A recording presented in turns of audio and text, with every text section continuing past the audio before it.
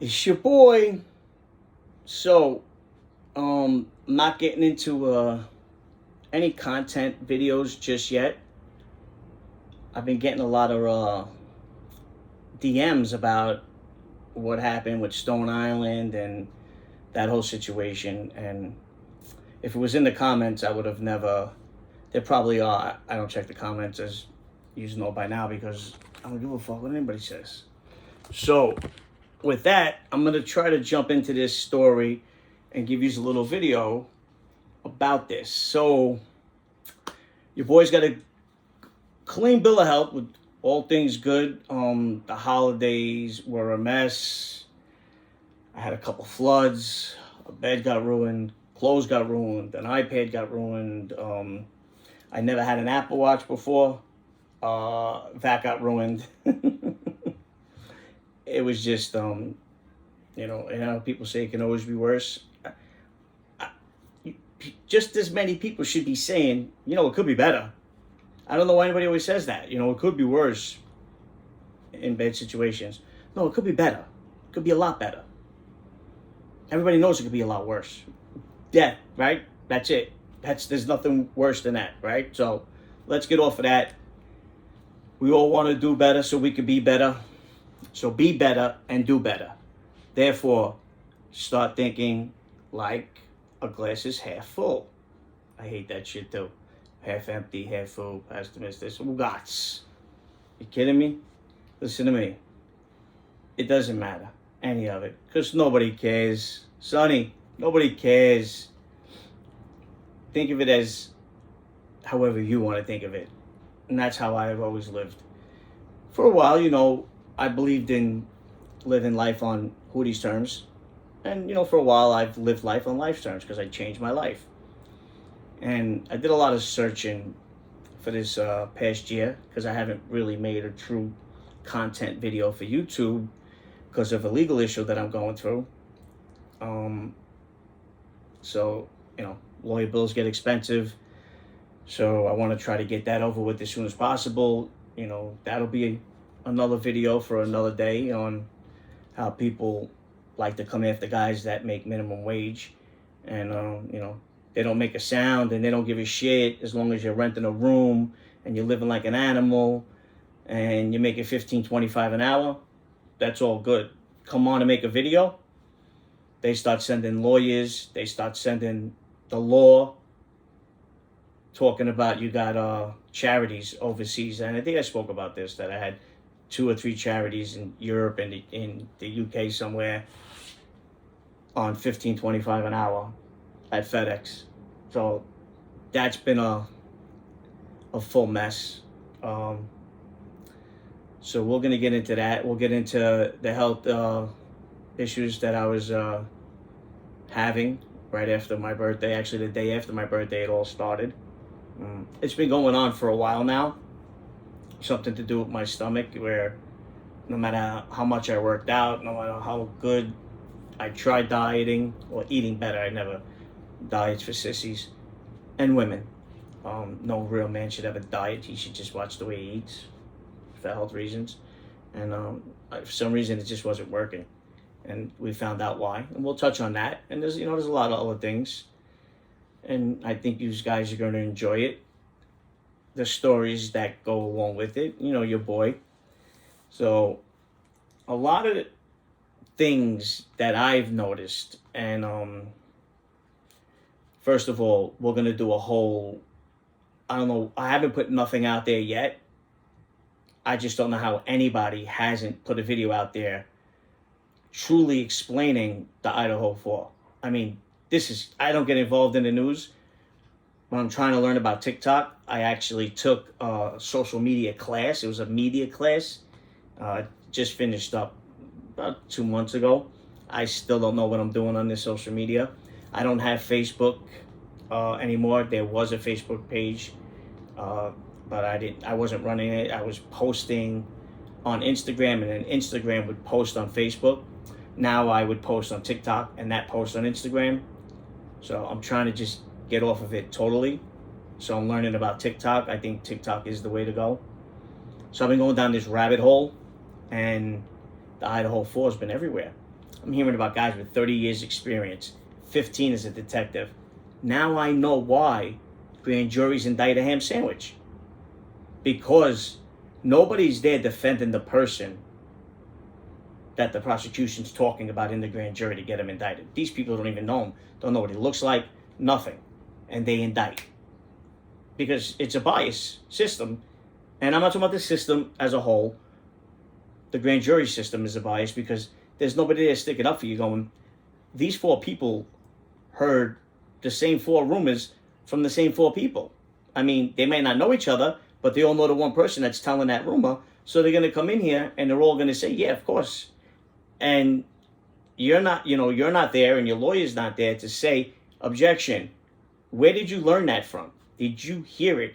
Did you do this with him? Did you go along and buy this or steal this or shoot this or stab it? No one's there to do that. So it's like with Vlad TV, when people think that Vlad works for the system, he doesn't, because of the way his wording is. He's a professional. The guy graduated Berkeley. He was, part of the whole Silicon Valley, that whole, computer geek stuff. So it's just the way they word things. So they can word things to 4 people. And because, you need, it was 4 more people go to the grand jury. And if they all roundabout say the same thing about you, you get indicted. And that's why the saying came, you can, ham sandwich can be indicted. As my crew used to say, we could get indicted over a ham sandwich. Like, that's all the evidence they need is a half-eaten ham sandwich. Because nobody's there to say, did you do this with him? Did you see this for yourself? There's nobody there to do that. It's a bias system, the way that works. So we've seen this, and a lot of things have been caused because of this. My whole indictment, and in my crew, there was 5, 6 of us that were steady crew that I would call brothers at one point. And then there was probably another 14, 15 that was, with my crew. And we got indicted on nothing. No evidence. No wiretaps. Just people going to the grand jury and people on the wiretaps talking about what they think we did. What they think they know we do. Which is crazy. Because anything that I've ever done, only I know. And anything that my crew ever done, only the guys in the crew know. So that's how the grand jury works. So that's how I know, like with these investigators, with all these years experience, informants, old case files,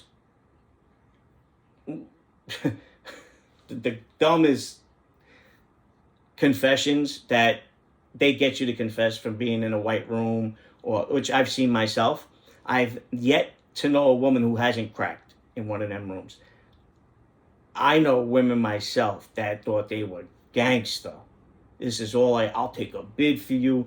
Or I remember this one time, if you get pinched, you're going to go away for a lot longer because of your record. I'll take this one. And it was a bullshit petty larceny. And they brought me in a room and they let me watch this person telling them, I'll set him up, I'll wear a wire, I'll make him do something wrong even if he's not, like, blew my mind. But that's what happens when they get in that room and they don't get any experience at it. They fall for that line.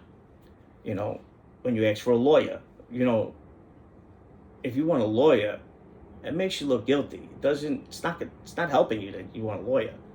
And I remember this at a young age. And not even me. Say, listen, no disrespect, and I'm not being the wisest, but I'm guilty of a lot of things, but not of this.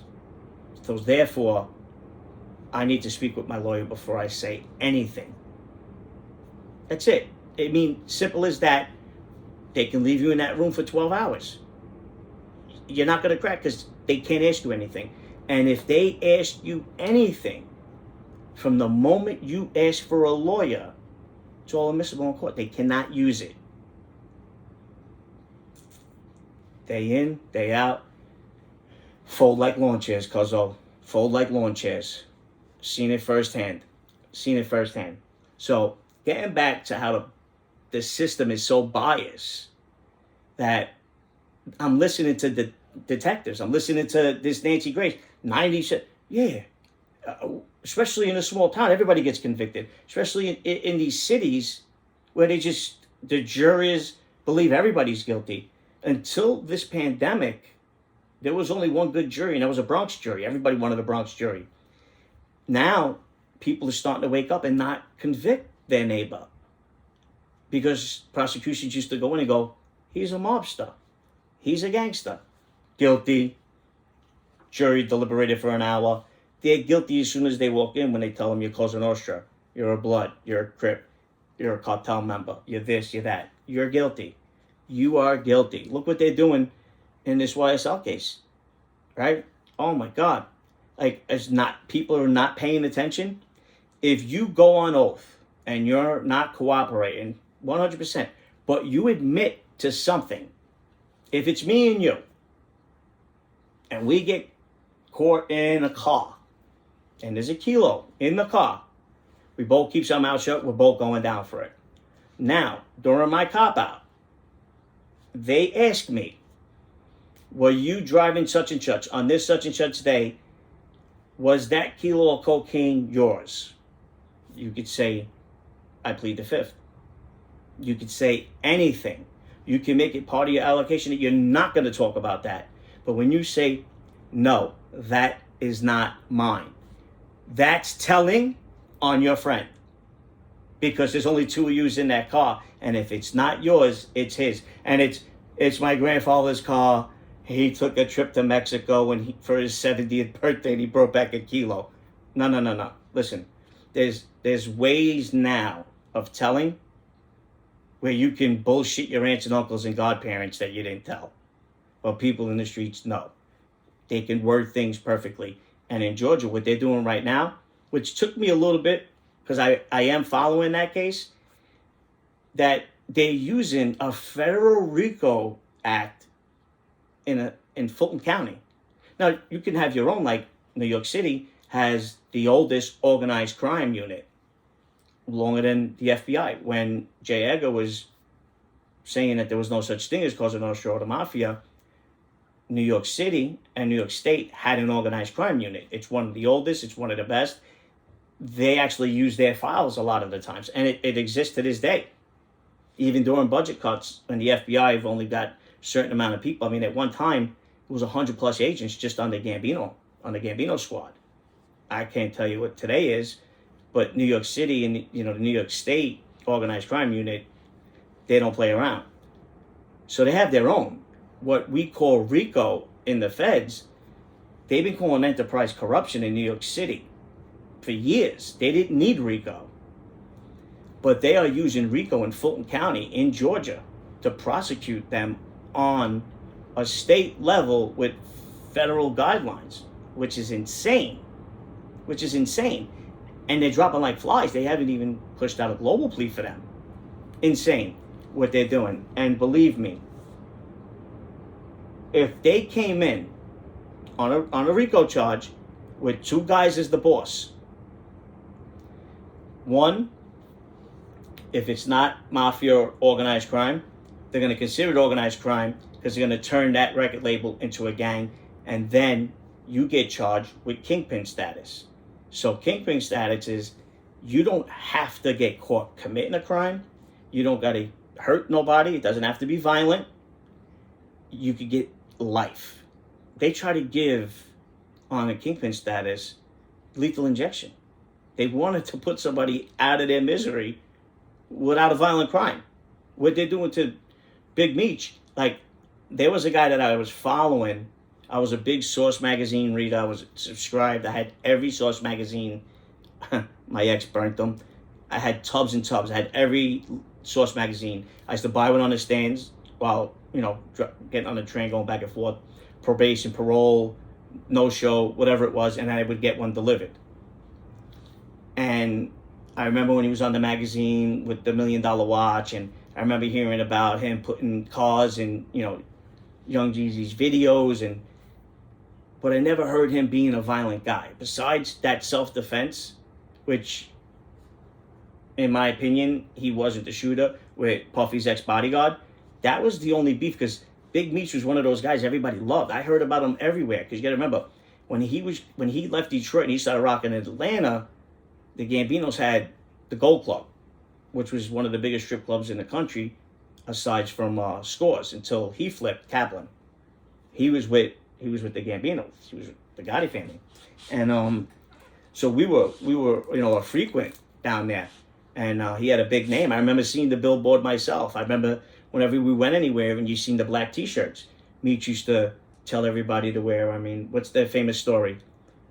He just called up every rapper, every executive. This was before everybody was multi-millionaires and billionaires, and he chartered a commercial airline and flew everybody down to Cancun, and the only thing they had to do was wear a black T-shirt.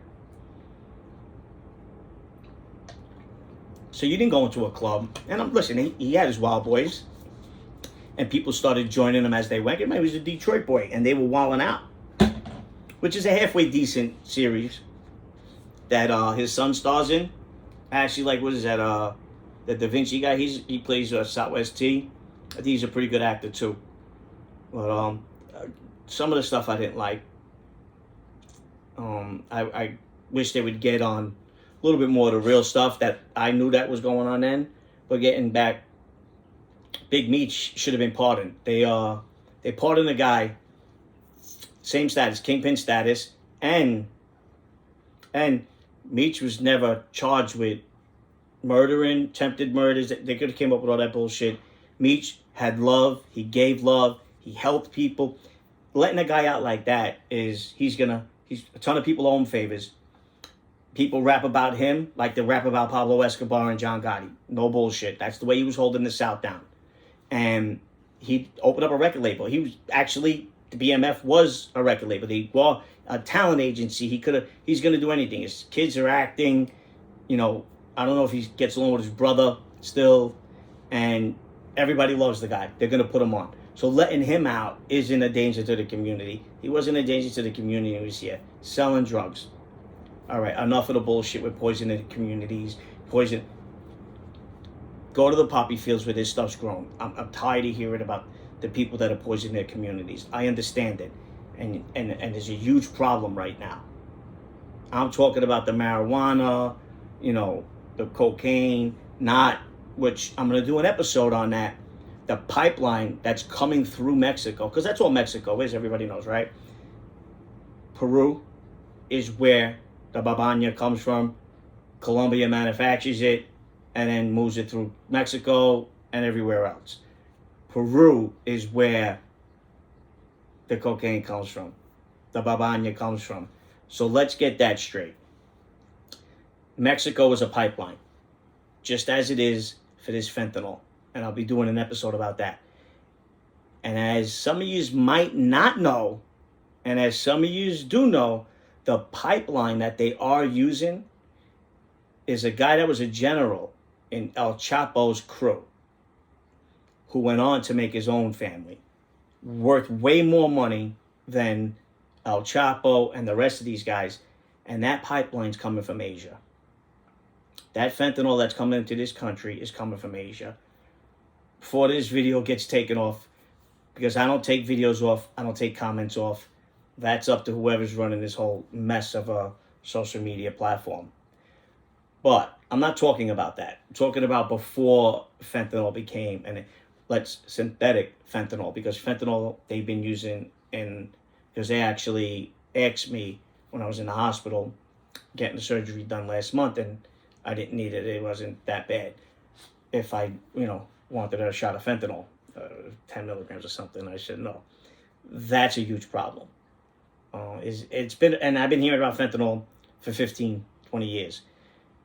Crack was bad. I think this fentanyl is definitely worse.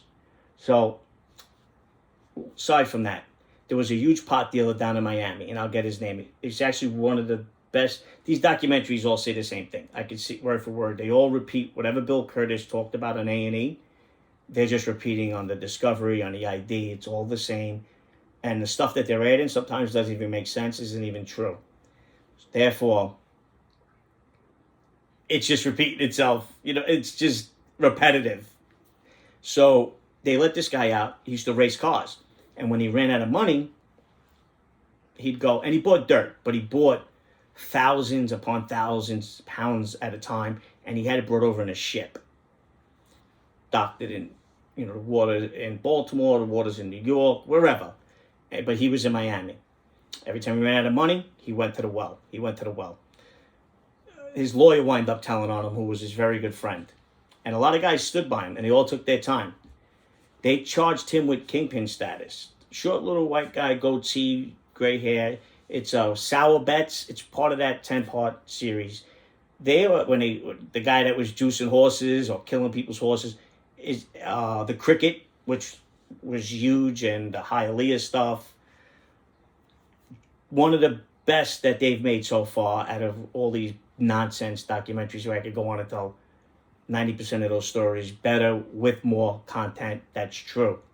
So this guy gets his last shipment. He wasn't even going to do it anymore, but he needed to fix his car up and get his rate. Everybody was in on it. He made all his friends part of his pit, and he wound up actually finishing a few times, but he needed more money. So he goes back to the well. He gets a shipment. They're in on it. Something with the motor vehicles. You just got to go watch it. It's pretty good. The guy had a case of money, fake IDs. For a lawyer, this guy was an idiot. And he winds up getting pinched. They're following the last shipment. It was supposed to come through Chicago. He winds up sending it into New York to the Brooklyn Navy Yard. What they would do is, I got all the windows open so I could get a cross breeze.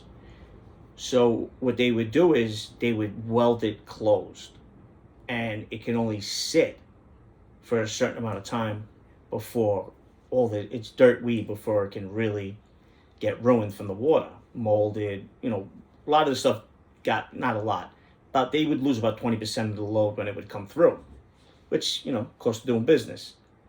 So they got this ship sitting on a pier waiting because it's supposed to be inspected. They're hoping it gets by. It's a whole back and forth.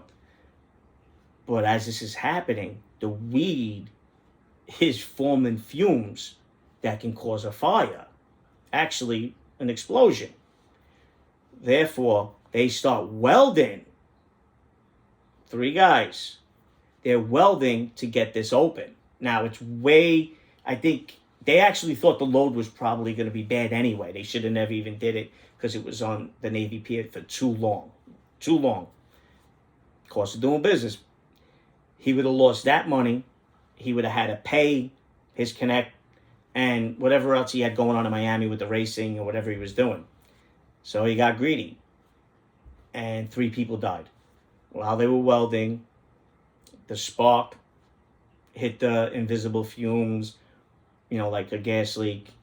Boom. 3 guys died. You listen to the documentary, and he says, I heard somebody died, I heard 2 people died, I heard 3 people died. 3 people died. And the story, 2 people without family. One guy was in a coma or burned dead and died later on. People died. In Meech's case, nobody died. But it was the Mussolini, right? That's what I call every situation like that. It's the Mussolini theory. So for anybody who doesn't know, the Mussolini theory is how Mussolini came to hate the Mafia in Sicily, and that's the only time you'll ever hear me say it, is when El Duce comes to Sicily and he comes into the first town. Now, usually the mayor is the local mafia boss.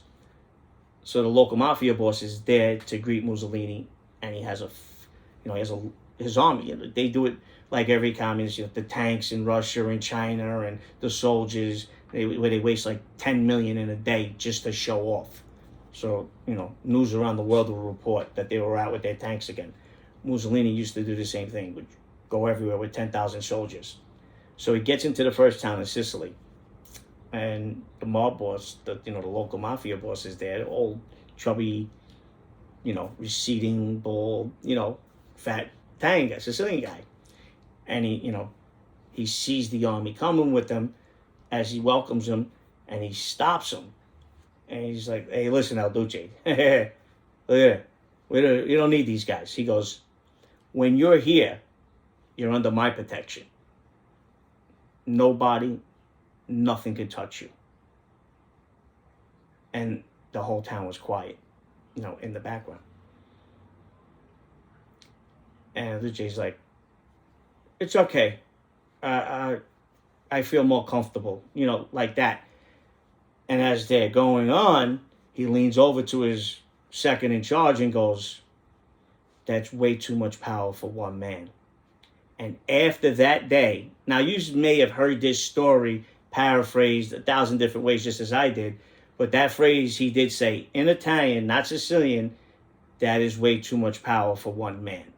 And I'm sure you've heard it throughout history since then in so many different formats. From that day on, he was like Elliot Ness. His main goal was to rid the Mafia out of Sicily and any other organizations that were like the Mafia through all Italy. And that was his personal vendetta, was against the Sicilian Mafia. So with that going along, way too much power for one man, therefore, which we're using a lot tonight, they felt the same way about Big Meech. What they didn't understand is Big Meech wasn't causing protesters. He wasn't standing up, chanting whatever, organizations wanted his backing. He had a billboard, BMF, yeah. He put it up to show his weight was up. He's got on the Source magazine because him and that Sucker Free Benzino were boys. So he was probably the first non-rapper on the magazine out of Lambo or Rolls with the $1 million watch out, which now, they wear $10 million watches. They make $500,000 selling records, but they wear a $10 million watch. Don't know how that rolls. So that was the same thing. The government said that's too much power for one man. If they would have looked a little deeper, if they would have spoke to their hip hop police and just said, listen, listen, this guy's not a killer. I'm sure he could be. He's a gangster on a different level. He's not a Frank Lucas. He's not a Nicky Barnes. He's not anything like that. He's Big Meech. Just the way he rolls. Blesses everybody. He's always been... And I'm telling you this because I've heard these stories firsthand when I was coming up, moving in and out of different cities and states, not selling drugs, not just on some planting roots and women, going to cities to meet different women and hang out, partying, things like that.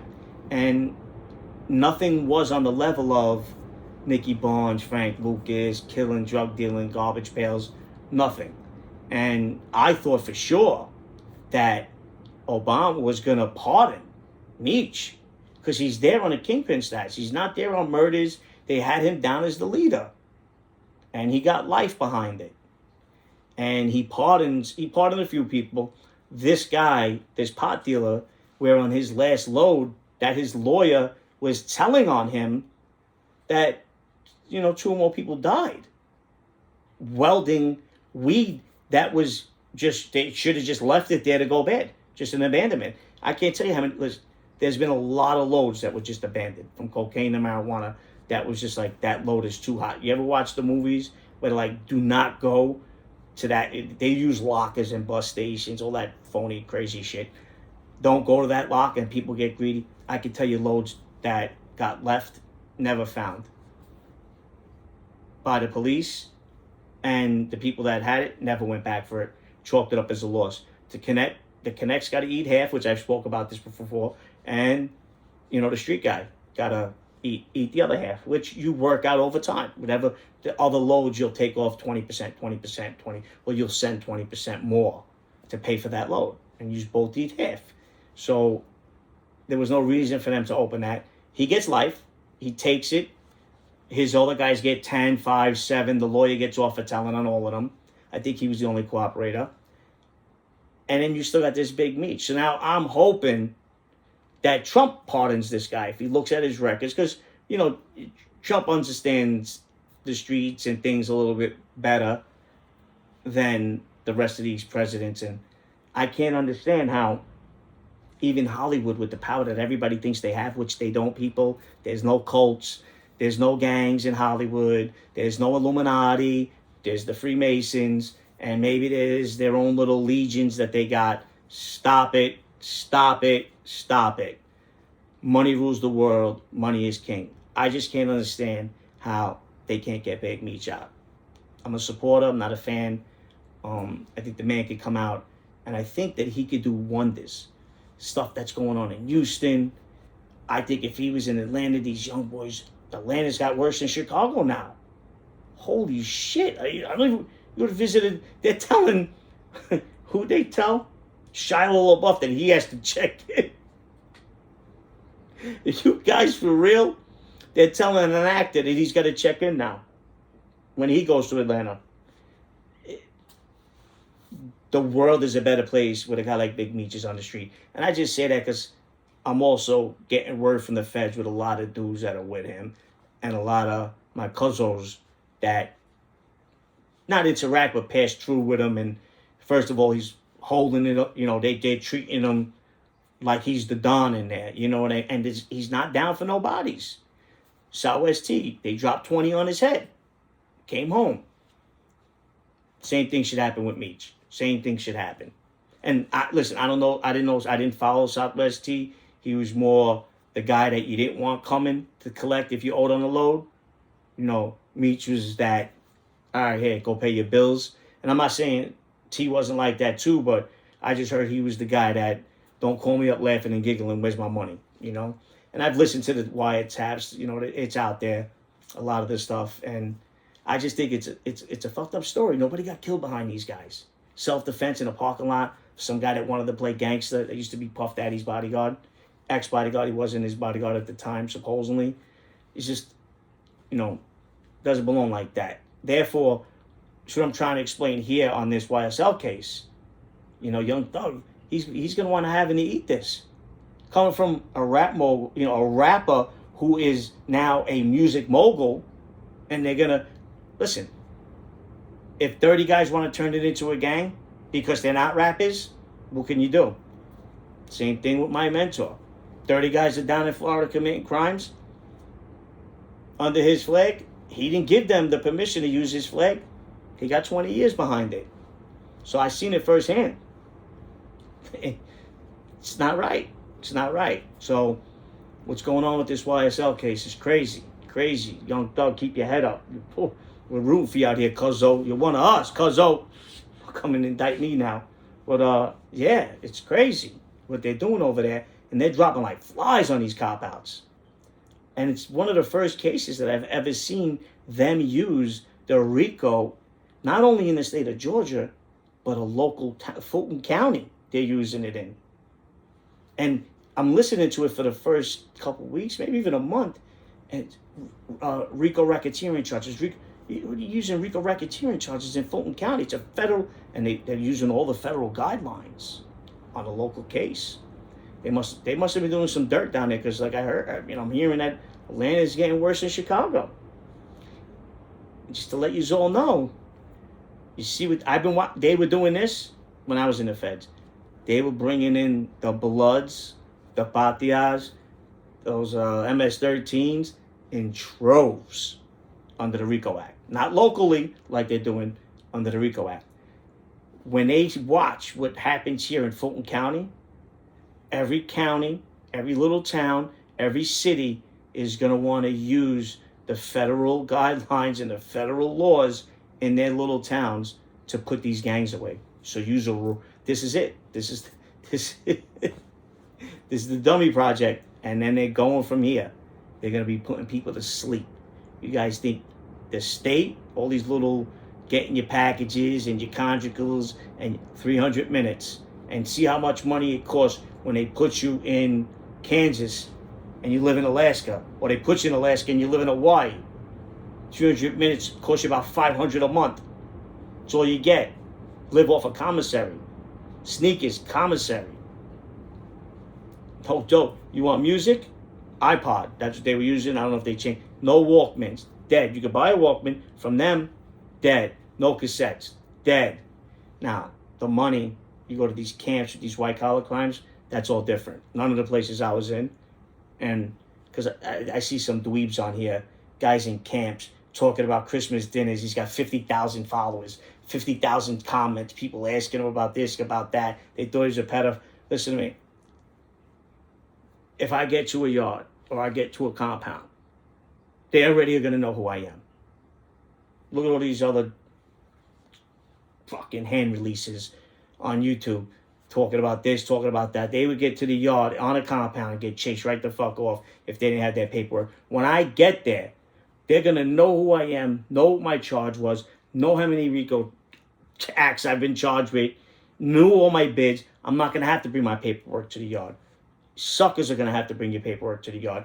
And then, of course, the homies that come from a gang that ain't from, you know, that's not their clique, that's not their area, they got to bring their paperwork. I understand that. I see how that goes. But with the Italians, if your rep ain't up like that and you got to bring your paperwork to the yard, one, if they know you, they thinking you snitched on that last case and they want to read your minutes. Two, they're trying to abuse you. Or three, the guy in there vouch for you or your mentor or your captain and they're trying to abuse him. So I know a guy who wasn't a killer. Well, again, if he had to, he would, but he wasn't in there for killing, bookmaking, Shylock, extortion. And he said, if he asks me for my paperwork again, we're going to have a problem.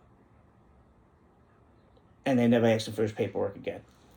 That's kind of a respect level in the prisons that I've seen and that I've heard and visited, and even when Lewisburg, before it became an adolescent gang jail, prison. So that's that with that. So shout out, Young Thug, hold your head. Big Meech, you got some serious people out here rooting for you. Come home and be that exec, or just sit up with your feet up. You know, Cosa sucks. Should have got pardoned. I know you should have. I was paying attention and waiting for it. So shout out to Big Meech. Shout out to Big Meech's son. He's doing very well with that show. When you start running into the Italian part, because you did run into it, look your boy up, because now your boy's acting. So, a friend of mine comes in. Did I bring with me? And big money guy. Looks at, so he's a Jewish friend, and if you know how the Italians and the Jews, how we get along, there's never been a beef throughout history. Listen, the commission, the idea, the format was Meyer Lansky, was a Jewish person. Murder Incorporated, formed by Bugsy Siegel, another Jewish guy. Arnold Rothstein, another Jewish guy. And I could tell you, a mentor of mine was a Jewish guy, an old Jewish guy, a Shylock. They were a big part of starting the American Cosa Nostra, 100%. And we've got along like this. The guy, my friend who I was with, actually looks more Italian than I do.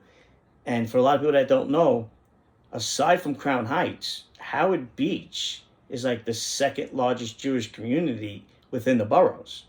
Right, you got St. Helens, and right across the street is the Jewish temple. And all of Lindenwood is Howard Beach, same zip code. They just call it Lindenwood because it's guarding houses, guarding homes, and and buildings, nice buildings. And that's the what is that? Rockwood County, Rockwood or Rockland, in the back of Howard Beach, that one little area, that was all Jewish. It was actually Jewish before it was Italian. And so that whole area, and we've got along for years. I mean, on the case in the Bananas, one of the toughest kids in that neighborhood was a Jewish kid. And he looks Italian. So we've got along for years, and we've done business together for years. So, but he's moved now to Connecticut and owns a $4 million home. Fuck you money now. He always did well for himself, a stockbroker. And now he's a finance guy. He's got that fuck you money.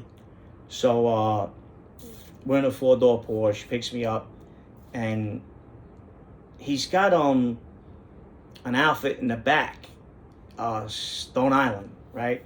I just got very familiar with Stone Island over the last, 4 or 5 years, but not too much just within the last 2 years, as much that I know about it now.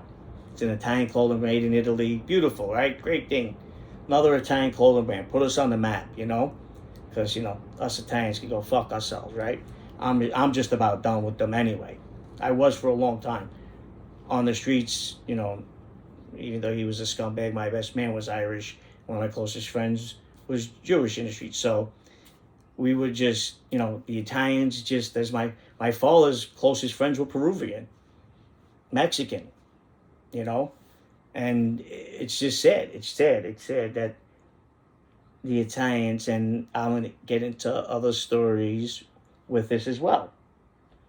So he would have just threw this sweatsuit out, and I got the receipt. It was a hoodie and pants, and it was $700 from Stone Island store in Soho. Never been to that store until this whole situation, and just a solid color. Now, somebody gifted me t-shirt. They call it a jumper, which is a sweater, and I acquired a crew neck and very tight fitting.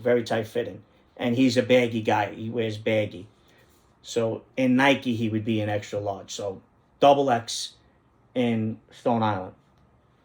So this was cash. I don't know why. Cash, whatever it is, I don't understand. He wears, you know, he gets his suits made in Saks now. Very weird that he had this, but he had it in the back seat, and he only came in to Brooklyn to see me, and he was taking me to Catch for dinner, and he was thinking about going to Il Molino. I like the risotto at Cipriani's on West Broadway, so we were going to go there, and he wanted to stop and get a bigger size. Says to me, "You wear a large?" And I'm like, "I haven't worn a large since grade school. I've gained some pounds." But I'm like, "No, why?" He goes, "As I would have gave you this sweatshirt." I says, I'm good. I don't like to really accept things like that." And he's like, no. He goes, "Listen," he goes, "I paid cash for it. I love this Stone Island." He got into that stage where a lot of rich people, where they buy things that are expensive, where it's not labeled. Just got that, and you can actually take that piece off, and they make them black on black where you can't even tell now. And he does that. This is why he likes Stone Island so much. And a lot of people, I actually seen this, and we got into a conversation about it because I just got done watching a whole thing like this. Guy was wearing a vest that was $5,000, you know, like a North Face vest, but just a regular vest. It was $5,000, but they couldn't tell. His underwears, $150 a piece, couldn't tell. Ugliest sweatpants, $2,000. So I understood this now. It must be something with guys that got fuck you money. So this is the stage he's in. You never know what he's wearing. Now, back in the days, he was wearing Supreme and Bape and doing all of that.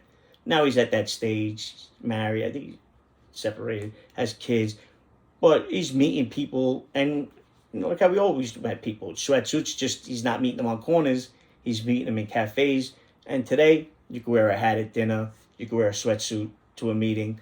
So he wears solid colors, solid gray, solid black, very expensive sweatsuits. So I'm like, all right, let's go into Stone Island. I've never been, you know, it's an Italian store, you know, big deal. He actually gave me the receipt. We actually gave the sweatsuit away. So we're going to get to what happened with this. So all he wants to do, because he decided now to stay in a night. They gave him, with his points, this beautiful hotel in downtown Brooklyn by me. And he said, "I'm just going to stay the night." He goes, he's got this parking thing where he can park his car, so that's no problem because it's very expensive. So I'm like, "Oh, that's cool." He's like, "Yeah, I got a sweatsuit right here that I need to get donated." He goes, "I was going to give it to you. That's why it's in the car. Or I was going to donate it, but now I can wear it tomorrow." He goes, "Stop at CVS, get some toiletries and socks, underwears." He goes, "And of course, you can always use a pair of sneakers. And Stadium Goods is right around the corner." So we go in, and there's a Spanish kid, a young black guy, and a couple people shopping. So he's not a talker. He sell you ice in the winter, you know what I mean? You know, he could sell water to the yes. This guy, he's just sell, but he's not like how I. Everybody here knows. They think I'm always, but I'm not. It's just the way I am. So right away we get into the store. I start kicking it a little bit with the Spanish guy, and he has to run and do some. He's the assistant manager. So the black kid just comes right over, starts helping us, cussed right up with him, and I'm like, listen, got this sweatsuit, don't want another color, don't want another season. They all look the same. The material, everything. That's just what this store makes. I could see now everything's just green, blue, black, red. It's all it is. I says, instead of him having to buy an outfit, I'm talking to, we're going back and forth. He winds up noticing me a little bit from TikTok videos that I was making, I guess, and a couple things about the area.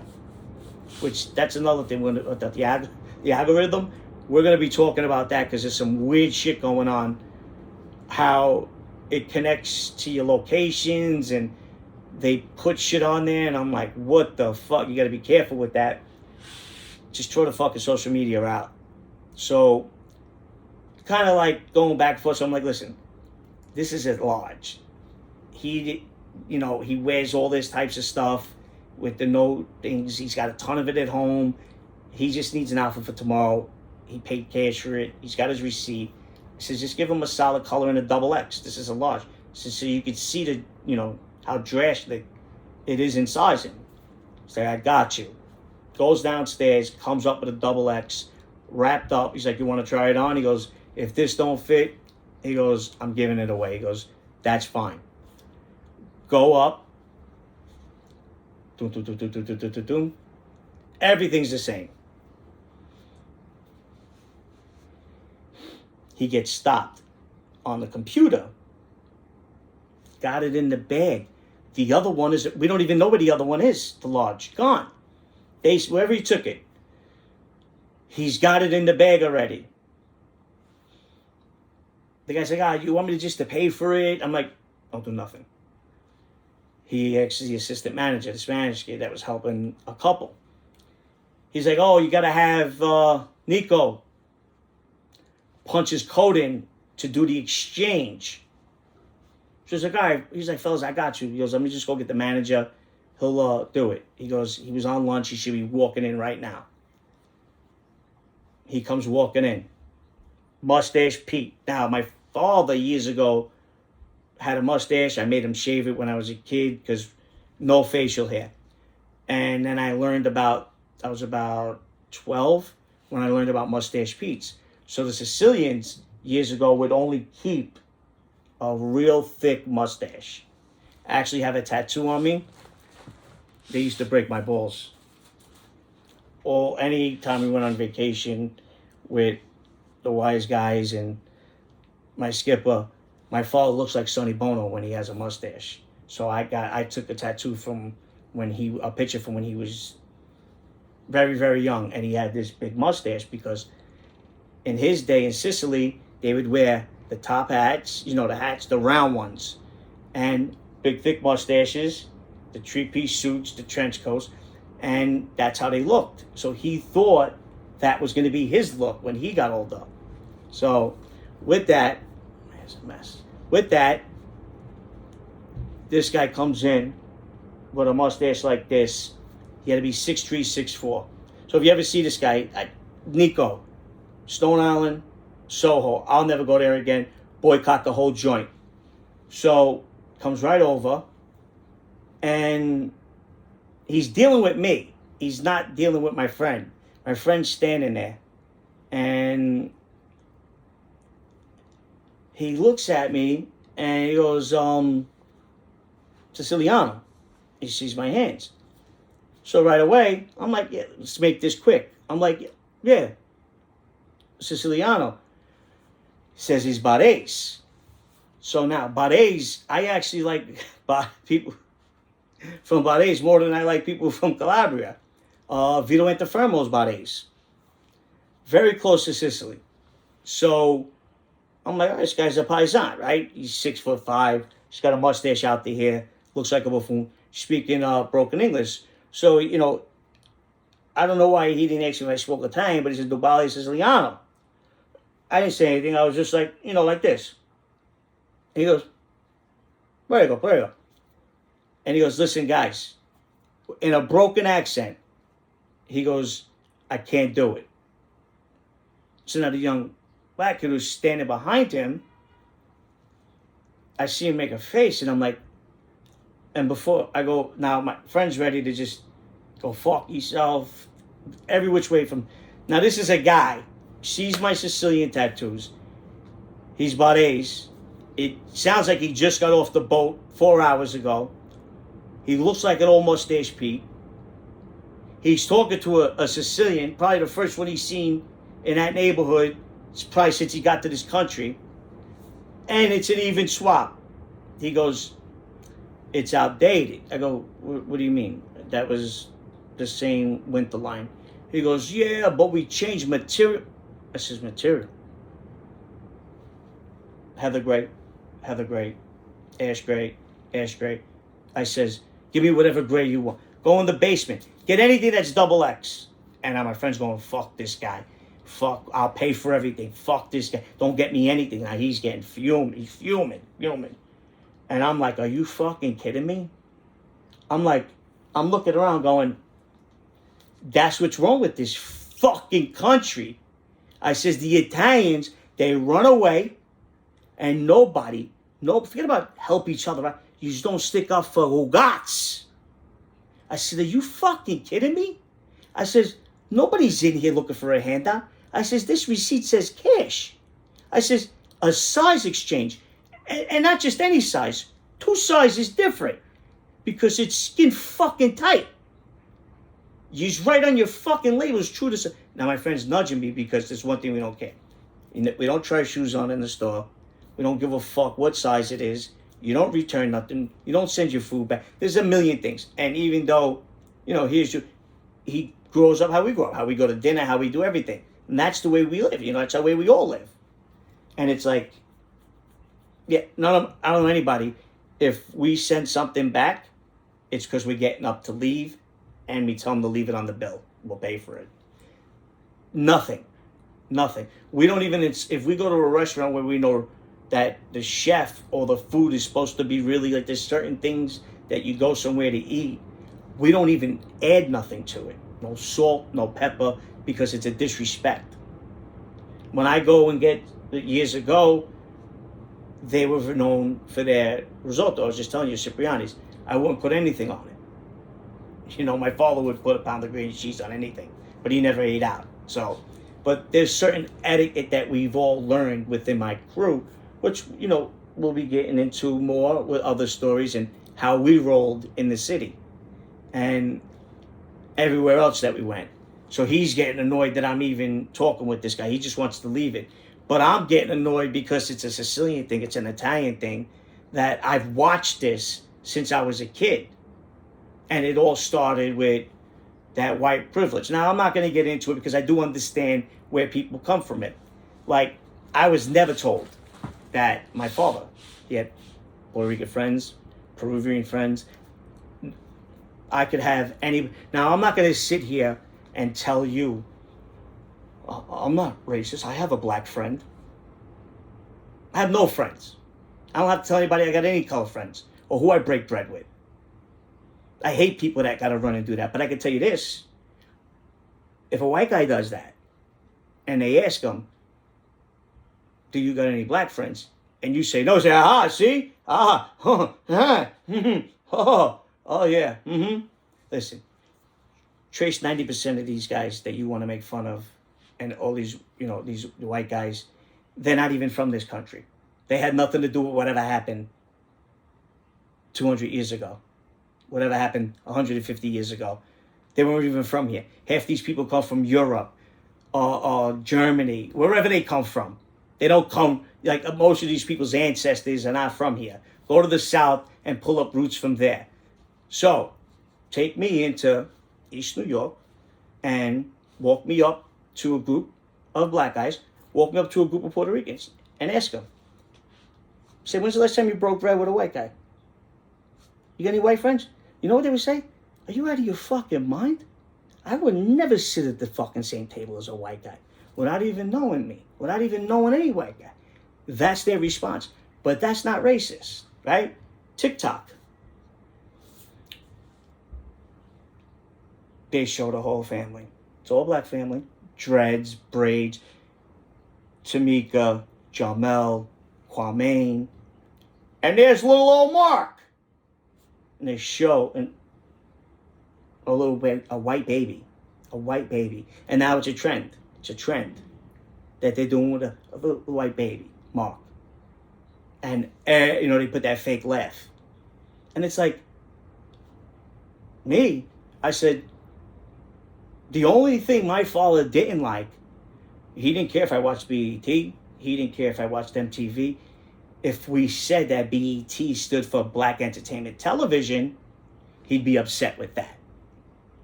My mother listened to Motown. I was listening to the Eddie Murphy. People would come over. I didn't think Richard Pryor was funny, but we had his record that his comedy was all over. But he, these guys stood on his shoulders. Eddie Murphy, Dave Chappelle, Chris Rock, so I understand that. He's one of the godfathers. But I would listen to their records.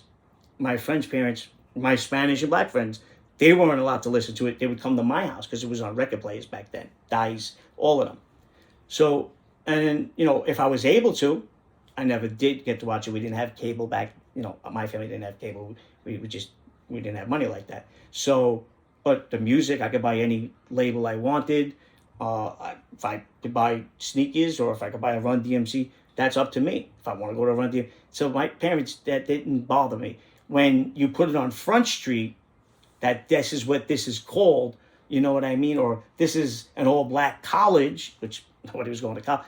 Those are the things that people in my area, my family, didn't like. Because if we said this is an all-Italian college, you'd be sued, right? If you said you wouldn't break bread or you don't break bread with black people, you're racist. If I sit and I turn around and like, yo, homie, yo, God, yo, what up, God? Yo, what up, God? Yo, that's word is born. That's racist, me talking like that. But you going, oh, yes, Mark. Okay, Mark. Oh, yes, Mark. Okay. Yes, Mark. Okay. Oh, yes, rugby. And then, not, 18 holes, Mark. That's not racist. White bread. Cracker. That's not racist.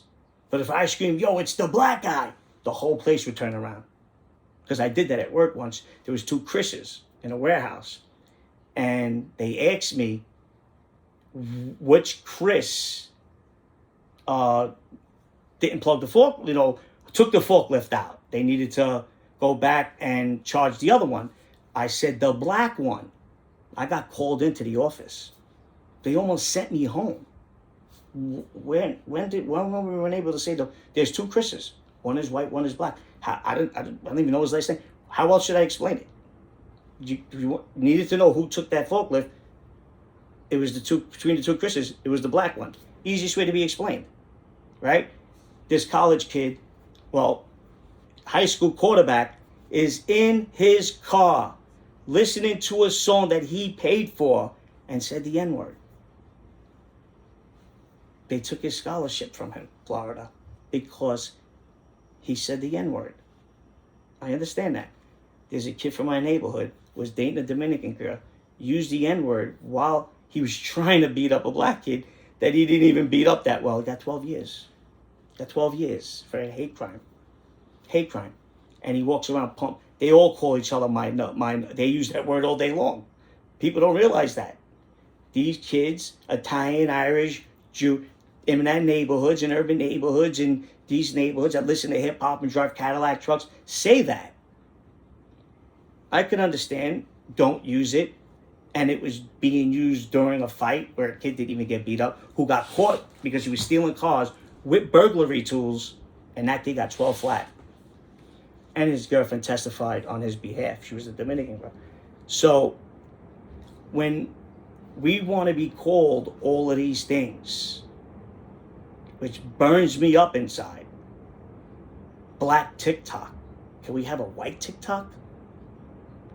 Right? So if I did, there's Mark, there's Paul, there's John, there's George, there's Joaquin, and it was a little black baby, And everybody started laughing, sued, hate crime, account shut down, and these are all over TikTok now. And I understand it. No, your people haven't been being persecuted for 400 years. You might not, your ancestors might not even have been from that same region. Who knows where your mixes? You could have came from the Virgin Islands. You could have came from Croatia or Saint, who you don't even know unless you take the test and follow your answer. But you guys are here causing all of this fucking trouble in this city for no fucking reason. For no reason. And believe me, I could get together and I could do the statistics and where I grew up in East New York and in Queens and other parts of Brooklyn, where you hate each other, where you're killing each other. When you turn around and say, the lady says, white kid's driving his bike. He gets to drive his bike through his neighborhood with no problem, no issues. But my son is driving his bike in the Bronx and they're taking the bike from him and they're beating him up. So I want to go to that neighborhood and live where my kid... Well, what has that got to do? I'm Sicilian. You could trace both sides of my family. My father came here in 1964. My mother's family shortly before that. So I don't even want to know the history of it. I know the history from learning it. So I don't even want to hear the bullshit. But you're talking about your own kind are robbing your son's bike. The same people that you just want to stick up for. And then you watch these kids rob an Apple. They're all snatching phones. And they're all young, adolescent, black kids with hoods on. Then when somebody fit in that description and you say, well, because we all look the same? No. But get light hair, light eyes with a little bit of beard, and every white guy looks the same to you, and that's not racist. It's got to stop. It's got to stop. Listen, I'm on the train 7 days a week. And you know who we're fighting? Black on black. Black guy for another black guy. One black bum, another black bum. Do something about that. Stop worrying about getting up enough money to go live in a neighborhood or a development or whatever you want to say it's called with all white people because your son can't drive the bike in the neighborhood that you come from because your own kind of robbing him. Right? Chris Rock, biggest racist you'll ever meet in the face of the earth. I don't care if his best friends even says it. But I have Italian people write the jokes for me. They are the worst. Oh my God, they are racist. Listen to me. The Italians are the least racist out of all races. We are biased because of the way we talk, the way we pronounce things, the way we say things. When we do it, we don't say it with malice. It's just the way we talk because we grow up in the same neighborhoods. Remember, that was the Italian racist ghetto before it was the black person's ghetto. All the Puerto Ricans. And we're going to get into that as well. How you think that it's the browns against the white when I can, and I'm going to bring up every single point how every Hispanic race hates the black people. Hates them. How the reason the Bloods were formed in New York on Rikers Island was because the blacks were tired of the Puerto Ricans, Latin Kings, not the other Spanish-speaking races, were extorting them, jumping them, beating them because they were organized, and they needed a way to get organized for the Puerto Ricans to stop. And why the white man became the victim and all that because there wasn't enough of us. We weren't organized because there wasn't enough of us at all. But we could get into who hates. It ain't that it's okay for a Spanish guy to use the N-word. Even if Puerto Rico don't want to claim to be part of the U.S., that's fine. But you're not part of Africa either. You shouldn't be using that word as much as the white. And I'm okay with that. If that's a word that we shouldn't be using, no problem. I don't want to hear Forrest Whitaker the way Denzel Washington didn't want to hear Quentin Tarantino in all his movies use the N-word. I don't want to hear Forrest Whitaker on that terrible Gangsters of Harlem calling people greaseballs. That's the first and last time you're going to ever hear me say that word. Because that word, to us as Italians especially Sicilians, is just as bad as the N-word, if not worse. That's the only time I've ever seen my father get red in the face and want to fight another human being, when that word was used. And they use it like it's okay, like they get paid to use it anyway, so that we can throw it out there like that. So as Denzel approached Quentin Tarantino about that, whoever's writing that into Forrest Whitaker or anybody else's should never be using that word. And anybody I ever hear seen it, you'll hear me pull up on that. Because there was a lot of guys in my crew, Italians and wise guys, that did use the N-word and never used it being facetious. They used it as, yo, what's up, my, in private, breaking balls, singing a song, things like that.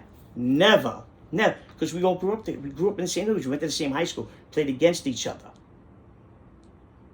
Okay, who were my friends? My friends were Italian, Irish, and Jewish, because that's who I grew up with. That's who I broke bread with. I don't need to say that I have, but I do. I have acquaintances with a lot of black people, with a lot of Spanish people. I don't need to run around and say I have friends. At this age, first of all, I don't have friends. I have acquaintances.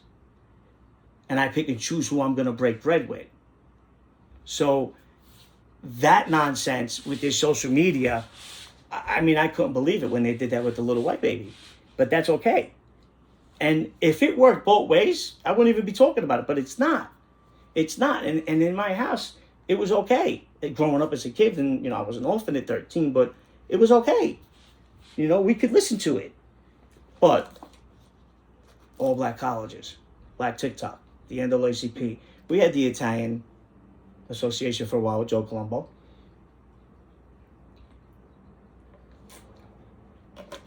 But I don't think there should be anything. You want to have a little club after school, that's fine. But let's not pick and choose what's real and then say that you have all this time to make up for. No, you don't. There's no, you know, like, it's like when we used to win. Say you're winning in Atlantic City, you know, 20,000. Hey, that paid your car off, and then you're still gambling. Yeah, but I'm down. Why are you down? He goes, my mortgage is 500,000. Well, I got my brakes done last week. Well, I got, I mean, what do you want here? We can't go back and divvy up what you're owed from people that aren't even, their ancestors aren't even from this country. And again, somebody will come on here with a doctorate or some kind of degree thinking that they'll rebuttal some other nonsense somebody else says and then come back and say something that, I don't care about any of it. I don't. I just think that it's nonsense, everything going on in this country or in this world. Listen, I took the train today, and two black guys were going at it. Usually, if I see that it's getting out of control, I would try to help it step in. But you know what now? This makes it to a world where it's like, you see in the movies or on TV shows, like, if you don't speak up, hundreds of people could be killed. In this day and age, like, then let them. I'm not getting in the middle. You know how many people I've known? I was just talking to somebody the other day about an anniversary of somebody's loved one that went to break up a fight, and he got stabbed, and he was the one that died. So it's like today's day and age, nobody in this world is worth saving anymore. Like, if you're in a position to put your life on the line to save hundreds of people, those hundreds of people aren't going to go cure cancer, because that's just not the way that's how people just say. You never know, one of those people could grow up to cure cancer, or one of them people are going to college and they could, you know what I want to know? Occupy Wall Street, right? Capitalism. Let's talk about what that was about. We're going way off track here. I got a lot of, but I'd like to go see where all of them people that occupied Wall Street, which is going down in the history books, because they're not going to talk about World War II anymore, but we're going to talk about Occupy Wall Street in school now. I want to see every single one of them, and I'm putting 9.5 out of 10. Got a Gucci watch, a Gucci bag, an Apple watch, an iPhone, designer shoes, because it was about capitalism. Let's call it what it is. They got mad. Kanye West showed up. He had like a $500 T-shirt on. He had a platinum chain on, and they wouldn't accept him. You're the reason. This is capitalism at its best, at its finest, at its worst. I'd love to see 9.5 out of 10 lawyers, doctors, financial advisors, stockbrokers, and they're all living in the capital. They're not walking around the streets, or what do you want to call it?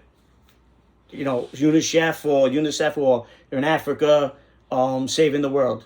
There's no world to save anymore, anywhere. When people turn around and say, you never know, that person's going to kill. Nobody cares anymore. Nobody cares anymore because the world's going to shit. The world is going to shit. So, Nico, which we'll get into, and your boy Hootie, you can write whatever the fuck. Cancel me. I'm retired. You can't cancel shit, because I canceled myself a long time ago. What? Nico, Stone Island, Soho, done. Your boy was getting to a point where my head was starting to spin. And I said to him, look what this world is. Look what it is. You turned around and you don't even want to give me a size exchange. You said 2 or 3 things, caught yourself that you were being a fucking fanoid, that you turned around and said the material we changed. But get the fuck out of here. You know I had to go check, right? I definitely... Now, I want to take it out on all Stone Island. I don't own too many pieces. My man, Jax, sent me 2 nice pieces, and I acquired a crew neck and a pants. They're gone. They were all gone. But I want to take it out on all Stone Island. And I made sure, because my boy was going in his pocket, and I'm like, give me a 50. I said, yeah, that kid right there gets a 50. The young black kid that was helping us, cool as ice. All he did was need him to punch his code in, because he's a manager. You got whatever it is to do a return with the fucking retail. I've, worked in retail before, so I understood that. Usually they come with the key when you're getting money out. So he had to punch his code in. The assistant manager didn't have it. And that's all he had to do. The kid didn't ask any question. He went up. I was making him tip him for going above and beyond downstairs to get a double X, because this is Soho. Everybody wears extra small because they're all phonics down there. So he had to go back down. He found it. And I was going to make sure he got a 20 no matter what out of my man. He gave him a 50. He was like, yo, as Boney, you don't got to explain shit. You were 100% the best thing of this day. We'll be talking about you at dinner. You looked out, and we appreciate that. And we left, cursing this guy. I was going to do a whole show outside, but I'm not one of those guys, like these Occupy Wall Street scumbags. So, Italian, Barese. He actually thought I spoke Sicilian. I put him under that assumption. He knew, and I explained to him, like, there was a bunch of stuff I said. I said, this is Little Italy. This is in Soho.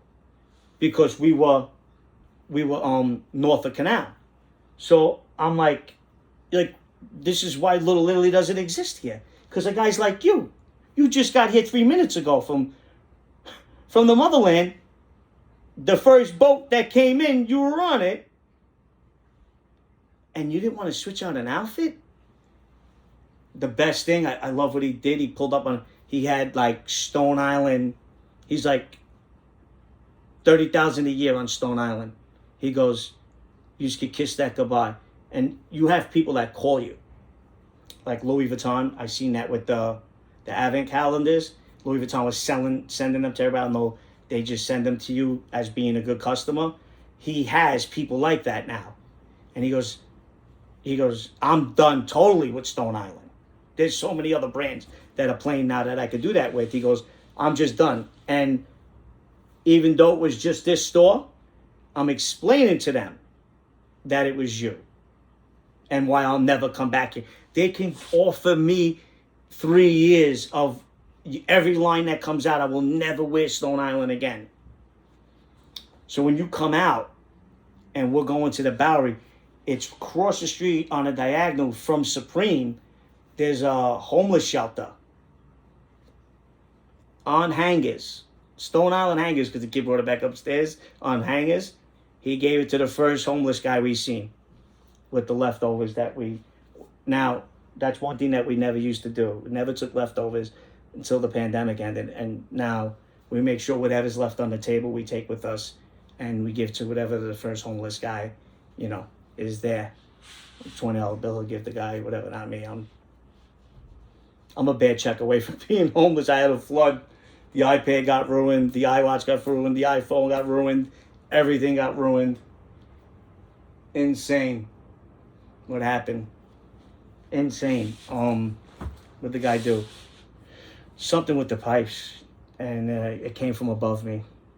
And I'm on the top floor, so figured that one out, how the pipes went. Maybe from next door, who knows? Ruined everything. Everything. Mattress gone. Sleeping on a twin XL. Queen bed done. Done. Bloomingdale's goose down blanket done. So, moral to this whole story: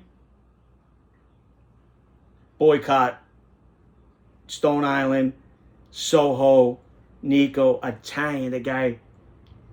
I'm telling you, he just got to this country 3 minutes before he walked in the door. All he had to do was punch in his code.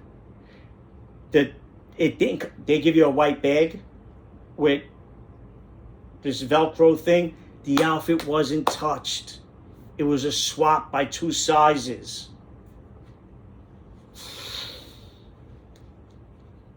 So, I'm 17. 6 months till I'm 18. I'm done with school. I get my first union job. This is where I always tell everybody where I got out of, I was in drugs at the time, selling, and this was my chance. So a lot of my family members got involved with drugs and everything else, and they all fucked up these union jobs. We always had a godfather or a cousin. It happened to be that my mother's godfather was the union guy. He loved me. He's the one that lived on Christie Street till he was 90 something. And so I go down 32 BJ, Porter Doorman Union. I'm working in Starrett City. They're just starting to clean it up, right? The Polish and the Russians lived there from day one. So it was becoming less project. They just renamed it Spring Creek at the time. I could actually walk down the Bell Parkway at Cross Bay and go home. I used to like to take the long way. People thought I was crazy. Down Pennsylvania Avenue and down Atlantic Avenue. So I'm 17. They get me in right away. Can't join the union till you're 18, right? I break my fucking ass. I break my ass. I get my own building. I should share it with this Haitian girl. I still believe there's a curse. I believe there's either somebody had a Haitian put a curse on me, or she did. But we got along well. We hung out. Like, we got along well. She was a little older than me. She was fly. She was real fly. And it was her building. She had at this point, the Haitians had a stronghold on that part of the union. Her godfather, her benefactor, we used to call them. Those are sugar daddies. Her benefactor was a big shot. So she had her own building. Everybody, the old Italians, they were upset. These guys were floaters. So I wind up getting her building. They were like punishing me because she would come, find a closet, sleep her whole shift away. Back then they didn't have cell phones. They would come into the building and some kind of speaker, which they never worked, and she'd be gone for the 8 hours. She never even came back to the house, the unit. I was gonna say housing unit because it is like a housing unit.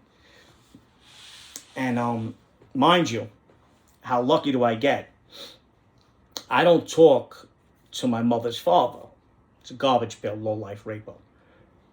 Don't talk to him, piece of shit. He was one of Sonny's Francis's shooters. He did a 7-year, 7.5 to 15. He did 7 on it. That's when he's going to college. Got his 2nd grade reading level. Jerk off. And he retires. Takes his helper. Gives him his position. That's huge. Back then in the unions, nepotism was full blown. Actually, Gus Pavone was the guy who started all of it, and that was Sonny Francis. He was with Sonny. That guy was the head of one of the largest unions in the world. And now his son was running. So he gets my grandfather's position, this guy.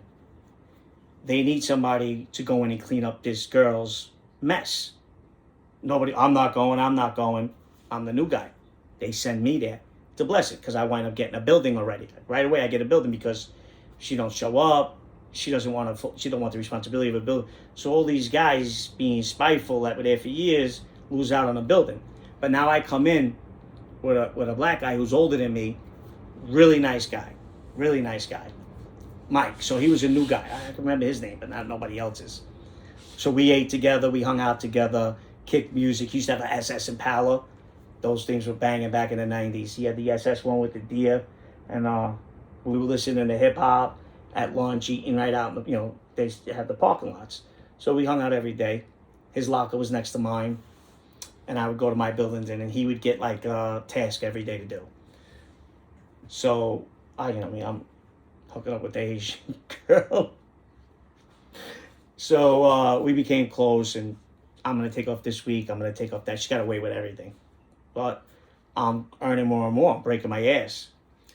So 6 months comes around. I'm already on. I turn 18. That's it. I don't got to go back to the streets. I'm not even selling drugs to people on the job site. Right? This is it. The super, he doesn't know that I don't talk to my grandfather, or I never did. He knows my name. He remembers my father. He remembers my mother. My mother was the oldest when they used to, because they got free apartments back then. So my grandfather had a 3-bedroom back then, and some of the brothers and sisters lived there, but not my mother. She moved out at 17 because her father was abusive. So, but he knew everybody. Oh, how's this? How's that? Never looked for me. Never checked my reports. I would Xerox copy my reports every day and just sign the bottom. Used to have to make daily reports. They still did it. I think HPD, Urban Renewal, they used to do that too. So I'm 18, I'm in. It's like $19 an hour in 1994, 95. It was 94 to 95. It was like $19 to start. Top pay was like 25, 26. And then, become the main. Then right now you're just a porter doorman, same union, but then you become the maintenance guy. And, you can move up into super and get a 3-bedroom apartment. 2-bedroom, matters how you kind of family you got. This guy now thinks I'm mobbed up, right? Thinks I'm a mafioso at the fullest effect. And back then I looked the part, I talked the part, but I wasn't any of it. I was just coming out of the streets of East New York selling drugs. I was playing cards. I was hanging out in the social clubs when I had time. I was the new guy, so I worked weekends. Wasn't going out. I wanted to drink it, so it didn't matter. I didn't party like that.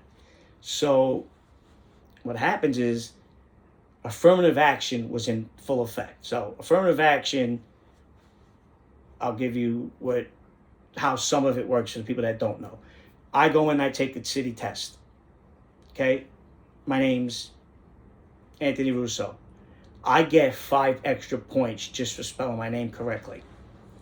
Affirmative action is when somebody who is not Caucasian goes in and signs their name, they get 10 extra points right off the bat. So if me and you got the same score, because of affirmative action, you're going to get the job because they're giving you 5 extra points over me. That's just the easiest way to explain it to you. That's fine. But now they have a legalized gang called the Coalition. Now you fear coalition, but this coalition put African Americans to work. Jamaicans, didn't necessarily, because I was actually working with a Jamaican kid. And that's who got this kid Mike the job. He was actually from Barbados. So now I don't know what his work reports are. I know what he reports to me. Banged some chick in 2D at G5. He banged another chick at A1 in 3D. Whatever. We're swapping stories, right? So I don't know what his work ethic is because I don't work with him. All I know is I broke my ass where I got a building. Nobody, like there's guys there 5, 6, 7, 8 years that don't have a building. I'm still sharing it, but even at that, people aren't sharing the building. She's never there. And I'm a weekend warrior. Nobody wants to work weekends. I don't give a shit. I get off during the week. I got to do all the things I need to do. Get haircuts, whatever I need to do. I was seeing women, whatever, you know, so it was great. Coalition shows up on the job. They were going to lay Mike off. You go in as a temp. That's usually how you go in as a vacation replacement. I've used a lot of that to get on jobs recently with my, you know, A, B, C, D, E, F, G, all my felonies. You go in as a vacation replacement. They don't pay the $750 for the background check, whatever it is now. And they usually let you go within 90 days, 120 days, because 6 months, they got to give you unemployment benefits and then hire you full time because they just don't want to let you go to collect that money. Necessarily, they don't have to hire you. That's what they usually do. So they don't want to pay, they don't want to spend that money. And that's how I told this story before when I'm saying when I came out, those skills helped me. I went in on as a vacation replacement and broke my ass. Everybody on the job was 19, 20, summer replacement. This one's nephews, that one's cousin at FedEx. And I went in, the average guy with the guy he was working with or girl he was working with were doing 2,500 packages. We've never did under 5,000, me and my guy. His name was Mike too. We never did under 5,000. So right away I got hired at FedEx because of that, no background check. So this was kind of the same thing. They put you on, called temp work back then. And you go in as a vacation replacement from the spring full of summer for all the old timers that got 4, 6, 8 weeks after so many years. Then they got to let one go. And they usually you bulk it, but the thing was they always kept one that shined. So it's a no-brainer. My half-brother's a delegate. Gus Barone's son I met personally. Everybody knows me now that I'm making a name and a voice for myself. And I'm getting all my work orders are coming back 100, A pluses. Nothing to worry about. I'm not even thinking. So they go to lay this guy off. This is how the coalition rolls, because when 79 loaned me out to 731 to do a school, they rolled up in Navigators and Tech 9s. This is the coalition. So they rolled up to Starrett City, strapped up. They had the bitch out. I don't know if you know what that is, but... And I don't know what was going on. I was out on lunch, and instead of telling me to go home for the day or finding me another position, there's hundreds of buildings, whatever. You know who I am. You don't know that I'm beefing, that I can't stand my grandfather, that I've never had a relationship with him, that every guy you've named, that I'm personally friends with, you know all of this. And I never came to work drunk, never left early, didn't take a day off in 8 months, 9 months, it was a while. And he comes in, everybody, now right next to the room where we all stood, they call it a shanty, but in building maintenance, it's not a shanty. On the union's jobs sites, it is, even though that is a union, it's just different. There's a laundry room for the building right across from it. So he calls me into the laundry room. And I thought maybe he needed me to go home. So people, because I went out and I'd seen these guys were out there strapped up. Nobody called the cops, nothing. 10 carloads of black guys. So this is when I never heard of white privilege yet. And when I heard of white privilege, always brought me back to the story, which I do get it. They see a white guy driving a car with his hat backwards or a hood on, they're not going to pull him over. They see a black guy with his hat backwards or a hood on, they're going to pull him over. I understand it. I'm not getting into any of that. This isn't about race. This is explaining it to you that you can't put everybody in these categories. So, you seen the Italian guy abuse me at Stone Island. It wasn't even my sweatsuit. Fuming. Boycott Stone Island. And I got these new chairs because the whole place is flooded. The bed, the chairs, and it's wrecking my back right now. And I don't even have a back issue. Right now I don't. So I do have a back issue, but not right now. So go home for a week. We're going to find a new position. Now I know his boss. And his boss's boss I find out that my mother's father got him a job. I don't even call him my grandfather. Got him a job, and through politics, he worked his way up. This guy was so scared and nervous of the coalition. They told me, get it clear at your locker, I gotta lay you off. Now, I didn't tell my half-brother, who's 15 plus years older than me, delegate, works right around the corner on Bergen Street in East New York. My father was in Brownsville on Mother Gaston. That's where his shop was. My uncle was a boss. My mother's cousin was a boss in Urban Renewal, which was HPD. I don't say anything. Boiling. I didn't even know about collective unemployment. I didn't know any of this. I didn't know any of it. When my mother died, me and my sister were under 18. We were the only ones that were still under 18. Nobody ever told us, just my father didn't know because he got sick right after that, deathly. And he could have went down and applied for Social Security benefits because my mother worked for a long time.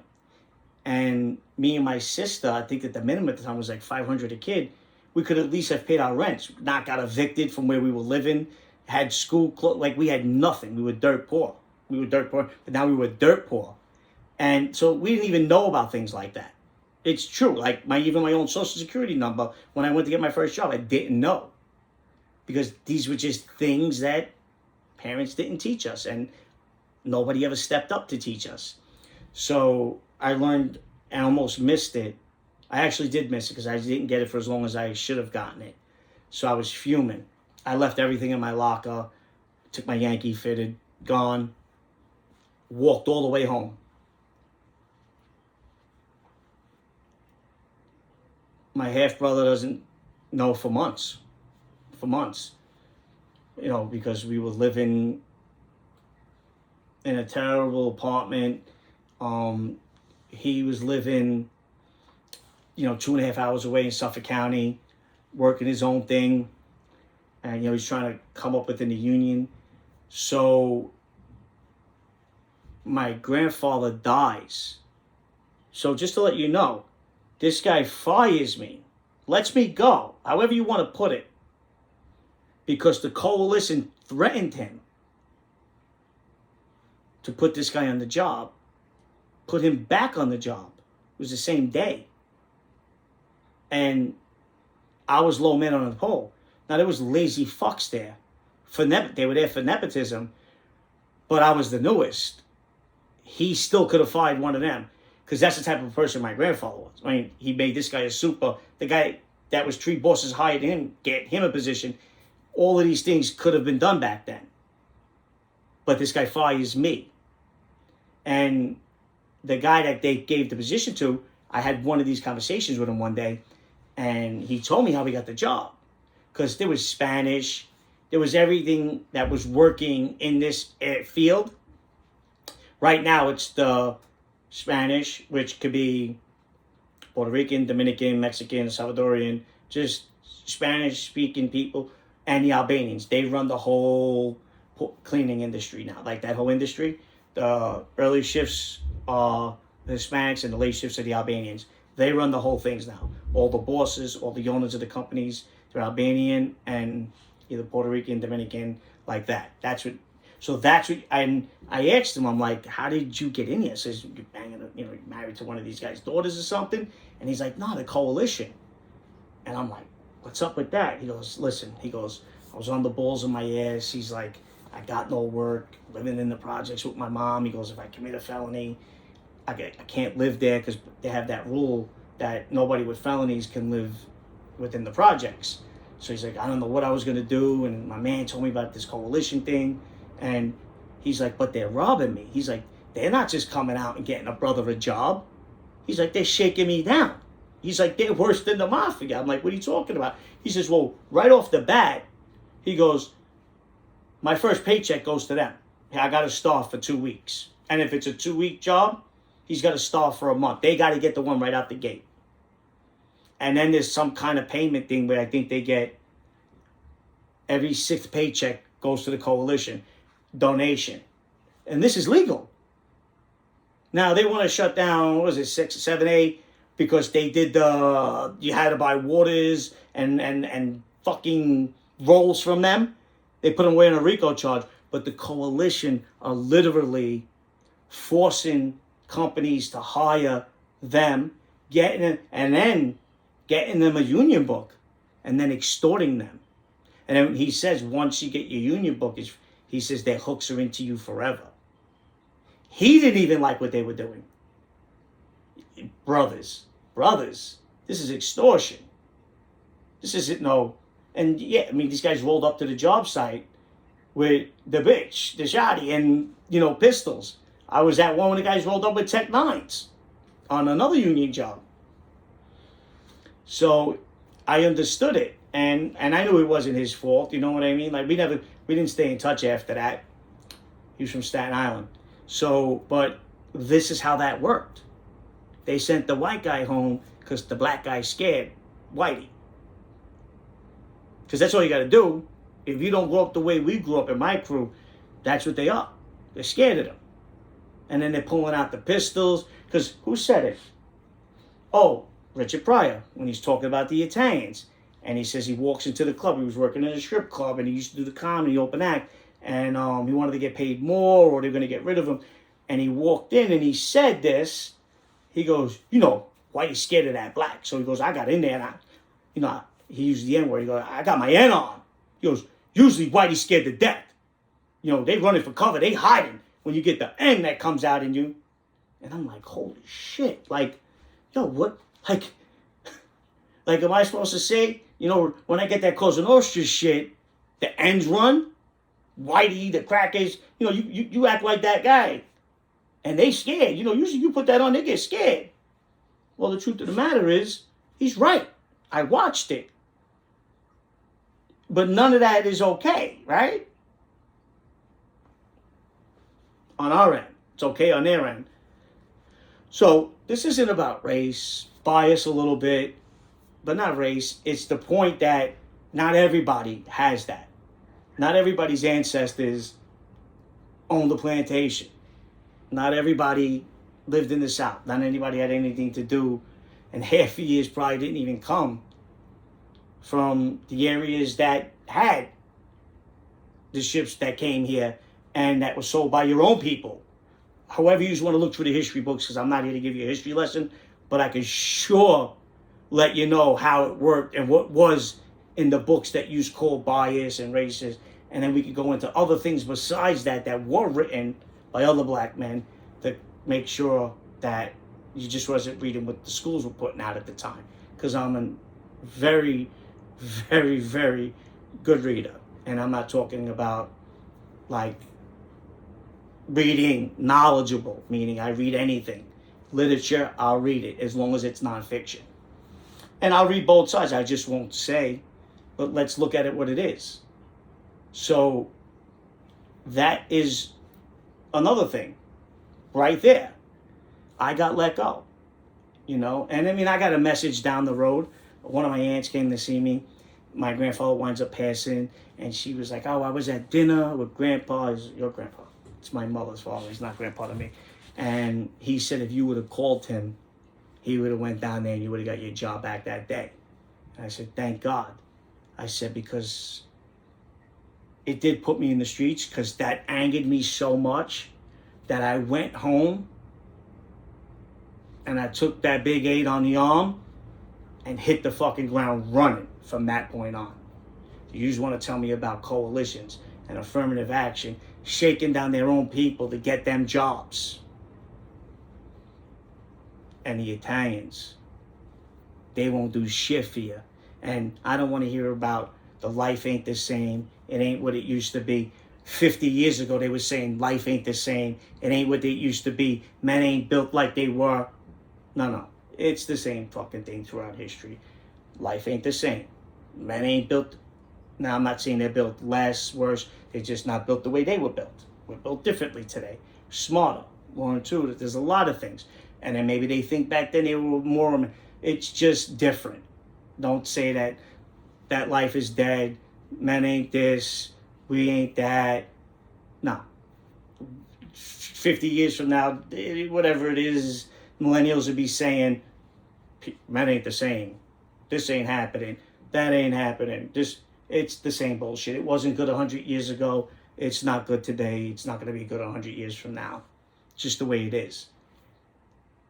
But again, nepotism, whatever that white nonsense is called, I've never seen it happen for kids that I came up with, kids in my crew, and nobody that I know, unless their fathers and other Italian families were built different, and they forced it. Like, my mother's father was going to go down there with his crew. Sonny was alive then. Who knows who would have went and said, we're going to Tommy gun the whole fucking joint or put him back on the job. And this guy's a rapist piece of shit, and I would have had to fucking live with that I got this guy to get me a fucking job. I got it on my own. I broke my ass to keep it, but being white is how I lost it. Right? And a lot of Italians, and it's true, they used to call me IB Italian. There's a lot of people that don't consider us white. We're Italian or we're Sicilian. You aren't like that. You come from our neighborhoods. You listen to the same music. We all, not our neighborhoods, we all come from the same neighborhoods. My mother lived in the pink houses when it was all Italian, Irish, and Jewish. You know, the projects just wasn't, it was the ghetto for everybody. You know, so they don't usually just drop us in that, you know, like, and I was upstate. And next to me was a big homie from Staten Island. And he held weight. He was like a 3-star blood. And, you know, we knew each other. We rocked. He was younger than me. And shook down an upstate black kid and an upstate white kid. So when the white kid came in, they all were congregating. Now I'm in a queue. I get to a low medium for programming, to see what program I'm going to go to. So they're all congregating right outside my cube. And a few of his homies were like, shh, you know? And he was like, nah, Russo's good. Like, he accepted me, and he was their big homie. And that held a lot of weight for me. For the rest of, I was only there 6 months, 5 months, 4 and change. And dudes were saying hello to me in the mess hall that I didn't even know who they were, because he did that and let them know he's not like that, you know? And then a week later, they're congregating again, and they took this black kid from upstate. They took all his shit. He got a visit. He got New Balances, basketball shorts, and they took his whole shit. And it wasn't even like they took it. He came back from the VI, and they were like, get your bucket and bring it to my cube. Because they brought everything. You used to upstate, you bring everything to on your visit. Your sneakers, with your, you got to get a, back then you couldn't have air bubbles, solid colors, and you had to have a receipt for under $50. And back then, beef and broccolis, you could have, certain places didn't take New Balances. They said that was like a gang. But Air Force Ones, the Reebok Classics, and beef and broccolis were big. Everybody was rocking beef and broccolis in the yard, walking the track. But that's another thing, you know, even in the Beacon, 50 guys to a block, you know, odds and evens. I started out in a bad odd block. I was a 27. 30 is the highest that you can go. Hannibal Lecter, this Jamaican guy, he used to wheel him in. He was a 30, like that was a 30. I was organized crime right away, 27. When the guy flipped on my case and gave them his connect, it dropped and they sent me to the projects, it's called. It's at the end, which was a blessing. The only good thing about all of those, that whole Beacon, single man cells. So you can lock in, which is the punk move. But, you know, like even if you got to go to the bathroom, you hang a sheet. You don't lock in. When you want to go to sleep, you lock in, because that's just, you know, you can't trust anybody. And I remember Calvin, this guy Calvin, he was, they were shaking him down. And I was the only, forget about the only Italian, I was the only white guy on that whole block, odd and even. And he was a cool guy. His aunt was like the mayor of Atlanta one time, and his family had something to do with starting UPS. Big money. But he was like robbing all the stars. He was in XXL, and I was 45. He was 50. And they used to lock in, and this, he had them all. He was in, they loved him, all the women COs, and he used to be able to open the hatch. And in the summertime, because I spent that summer there, it was like 110, and we came off the water with the humidity on the island, because it's the beacon's the last building, and every night he'd come by with the metal shovel and open my slot up and leave it open for me, which was good, because then in the morning I never got up, because you couldn't leave the beacon for the mess hall. They brought that building was off the hook. He would bring my tray to me and drop it in my slot. This kid never slept, and I slept through breakfast for everything, because I'd be up all night listening to music, or especially when you got New York music, when you're in the city. And then there was Rollo from the Bloods and his twin. There was some kids from Jamaica that I knew, and so it did help, and they did recognize me as a person, not as a white guy. And it worked in a few places. One building, which I couldn't understand it, because these guys were fucking doped up all day long, was the 5 building. Was the only time that they tried to play me, and the Land King stepped up for me on the Lower East Side. And their big homie was from Long Island, which usually Long Island guys, they get no love, but he was a big homie for them, and they had this part of the red lights everywhere, and it was a one-on-one. And when we get into the jail stories, it was over the phone, slot time. And it was Sunday when your minutes come back. And I was trying to catch my freebie, because everybody at the time was on Long Island. You can only call local on your freebie. You can't, it's got to be 718, 917. You couldn't even call 347 back then. But 516 or 631 was so I was waiting to see if my minutes came back. And the guy's slot time was in like a minute or 2 minutes. And he thought I'd be on the phone and jumped the gun or whatever.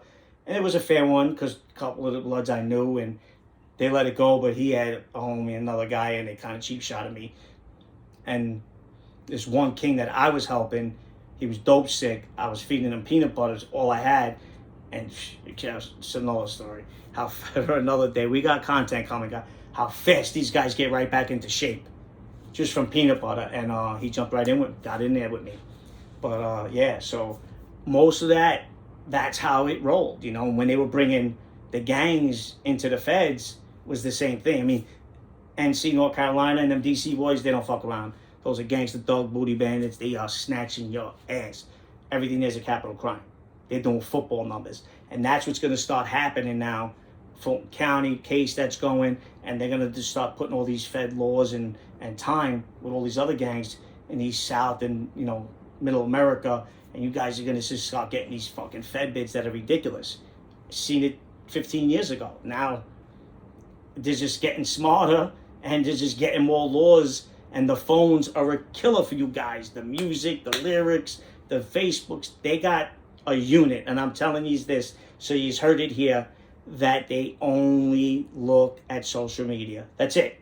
They sit in a room all day and watch, and everybody gets designated a gang in that area, and they watch anything. Girls, guys, your schools, they hear of parties going. That social media and these smartphones are going to be the jail system. It was $1 million business or $100 million business. It's going to be a $1 trillion business. Everybody's going to be going to jail. After this video, they don't take it down. They're going to put me judges for telling you. They got their own squad. How Cosa Nostra, every family had their own squad. The Gambinos had almost 150 to their squad. Every gang, every city, every town, every county, they will be designated on you guys. And if they're not going to give you federal agents, they're going to give you federal laws, federal guidelines for those counties to use. Because on that pinch, why I thought it was federal, because it was local and federal that locked all of them up. So I thought the feds had a hand in it. They sure did. There was spoon feed in Fulton County, which they still are, how to use this RICO Act. So there's more stories to go with how I got fucked with white privilege, with coalitions and affirmative action. It just happened I took a city test a couple months back, and it asks you that. And I think it's 10 or 15 points now. There's, still affirmative action is still in effect. I don't know if that's what it's called or how they do it. I've been out of the work system for so long. Watching the coalition extort their own people, and good hard work. I was a hard worker, young kid coming up. I was a little dabbing a little bit, I was supporting my family. But now I had that job. Benefits. I didn't have benefits. I was paying to get my teeth yanked out, $50 a pop for Muhammad, the dentist on Jamaica Avenue. You know what I mean? Like, because I didn't have it. My father was deathly sick, getting ready to die. So now I was on my own. Now I had to do it. And I had it. Within, once the union and everything kicked in, I had to wait another year. I would have been at top pay, and I could have been taking care of my family. Could have had a better apartment. Maybe I would have dabbled. Sports I would have always dabbled with, but I wouldn't have gotten into drugs like that. I wouldn't have been on the radar. And that's when I went hardcore. Hanging out at Peter Gotti's club, meeting Al, going over to him, being properly introduced to Ronnie, not as a young kid running around the avenue, but now as a friend and breaking bread. And those are the stories you're going to go with, because I'm not going to sit there and tell you I regret my past anymore. I regret what's happened to me in the time I've lost and the family I've lost. Fuck the friends, because they weren't my friends to begin with then. But you'll never sit here, I'll never sit here, and you won't sit here listening to me cut that life up. This world was a better place, because I've had friends that have died during this pandemic and died breaking their ass 60 hours a week from heart attacks that had nothing to do with the streets. And I'm still here at 40 plus. And to me, I made it. I'm retired. I'm good. I'm happy. So what is there? Nobody got hurt that wasn't or didn't deserve it. Civilians, there was no civilians hurt during the filming of this YouTube show. Cosa, like I told you, when they tell people, come on, you got to wear this watch, it's killing thousands of people. And I'm talking about, a train crashing, people that deal fentanyl should have their balls cut off. And I will do an episode about that. But I'm just saying, nobody's going to turn around anymore and go, fuck do I care about hundreds of people? Everybody in this world sucks. I want to go save somebody's fucking life that's going to grow up to smoke meth. That's going to be a fucking Ponzi scheme. That's going to sell fake crypto. That plays on their iPad all day long. Nobody wants to save people like that anymore. Years ago, you used to want to help women and children. I still do. I still would help. But people don't feel like that anymore. Nobody's going to risk their lives anymore. It doesn't exist. Listen, the other day, the place was only taking cash. The woman had a debit card. $3. A friend of mine, I told him to pay the $3. I says, the lady thought we were going to follow her. Thought, this is what the world has come to. They don't know the difference of somebody trying to be nice. You hold the door open for them? No, go ahead, go. They think you're holding the door open for them so you can follow them back to their car or follow them back to their home because there's traffic and shit. Or, listen, show me this tire on the door, the flat tire. If it's in New York City, I hear people talking, but nobody ever shows you the video recording of it. The handle at the gas station. I don't know anybody that this is happening to. Is it happening in small town America? Probably. Show it to me in New York City, because these women are scared to death of what's going on TikTok. You hold the door for somebody. No, go ahead, I got it. They think you're going to follow them. You go to pay for a woman's drink at the store that's only taking cash. It's $3. No. She thinks you want something. They can't tell the difference anymore. They can't tell the difference. Every white person, scared to death to ride the trains.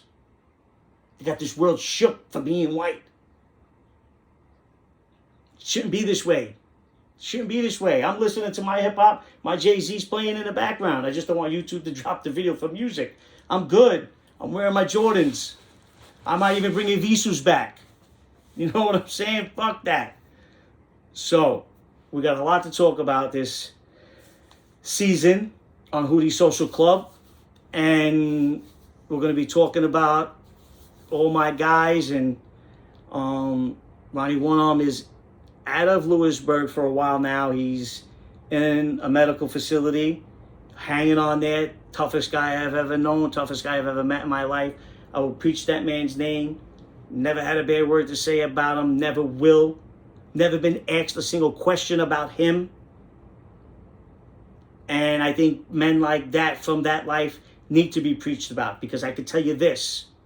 If I would have got the call to Aldo's and go sit down with him and he tells me to get to the source in that neighborhood that had fentanyl, within a week, we'd have somebody balls on a table.